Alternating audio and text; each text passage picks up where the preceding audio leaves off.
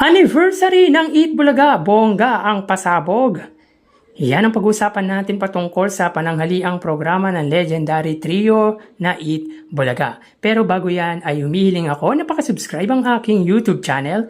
Paki-like at share na din po mga kaparokya para mas dumami pa po ang makapanood ng content natin. Maraming salamat po sa inyo mga kaparokya at maraming salamat din po sa mga Filipino working abroad na patuloy na sumusubaybay patuloy na tumatangkilik ng munti po nating channel. Maraming salamat po sa inyo at sobrang na-appreciate ko po kayo mga kaparokya.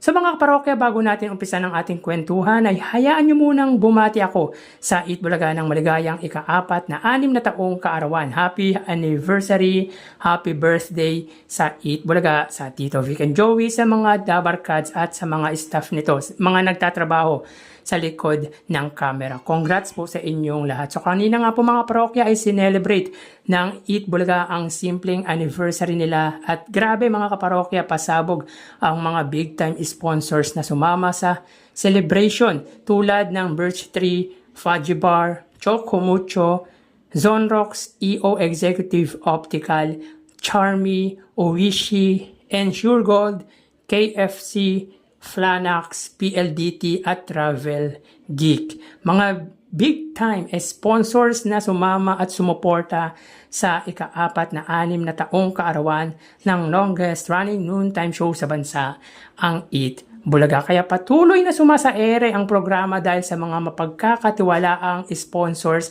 mapagkakatiwalaang advertisers nito. Kaya nakakatuwa dahil pagdating sa mga big event ng Eat Bulaga, laging nandyan ang mga major sponsors nito tulad ng PLDT, Birch Tree, Flanax at KFC.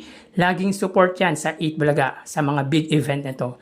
Yun nga po mga parokya, napakasimple lang ng anniversary. Walang magarbong performance. Kumbaga, hindi pinaggastusan, kaya dyan ka mabibilib sa Eat Bulaga dahil di nila kailangan gumastos ng malaki para lang sa isang selebrasyon tulad ng anniversary nito. Mas stick sila to help people talaga. Talagang mas nakatuon sila sa pagtulong sa mga kababayan natin. So bukod sa pasabog na sponsor mga kaparokya, ay pasabog din po ang muling pagbabalik ni Atasha Mulak after how many months na absent po ito. Alam naman po natin mga parokya na sobrang busy po si Atasha Mulak sa kanyang panibagong series na The Bad Genius. Kaya mas nag-focus muna ito sa ginagawa nitong serye. Pero tingin ko mga parokya ay babalik na muli si Atasha Mulak. So yun nga po mga parokya, talagang kinatuwa ng mga legit Dabarkads ang pagbabalik ni Atasha Mulak at talagang sinubaybayan nila ang legit Dabarkads na anak po ni Aga Mulak at Miss Sherlyn Gonzalez. Tsaka kompleto ang mga Dabarkads mga parokya, mga regular host nito, Tito Vic and Joey, Jowa Pau, Maine Mendoza, Miles Ocampo, Karen Aistrup, Raisa May Dizon, Julia Barreto na sa pagkakalam po natin mga kaparokya ay guest host sa Eat Bulaga, si Alan Kay, Ryan Agoncillo, Singing Queen, Ian Red at si Eyes Segera. Hindi din kompleto ang Eat Bulaga mga kaparokya without Eyes Segera. Kaya nakakatuwa ang episode ng Eat Bulaga kanina. Hindi bongga, simple siya pero meaningful. Bakit kanyo mga kaparokya?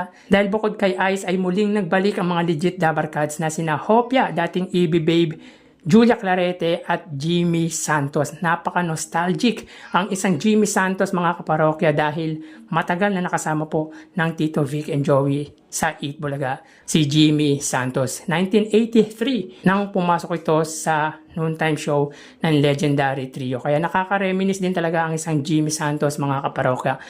Very iconic pa yung kanta nito kaya lalong nakakamiss ang matagal na co-host ng Tito Vic and Joey. Kanina din po mga parokya pinakilala ang 6 na iba pang karagdagan na matutulungan or tutulungan ng Eat Bulaga sa kanilang pag-aaral.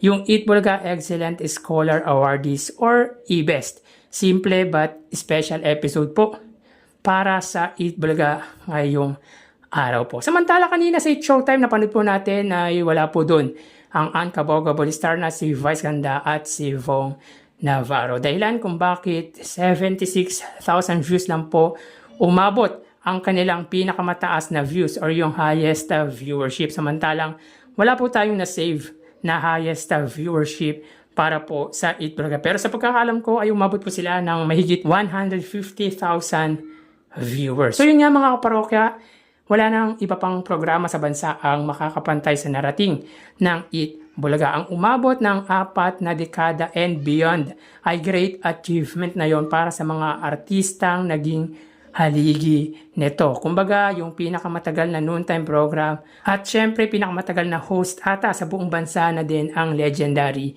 Trio. Siguro darating yung time na malagpasan ang taong naabot ng Eat Bulaga pero hindi malalagpasan ang mga naabot ng host nito. Kaya again, congrats sa Eat Bulaga, happy 46 years anniversary and beyond. So kayo mga parokya, anong masasabi nyo sa celebration ng Eat Bulaga? Simple din ba para sa inyo? Paki-comment naman po ang opinion nyo patungkol po dito.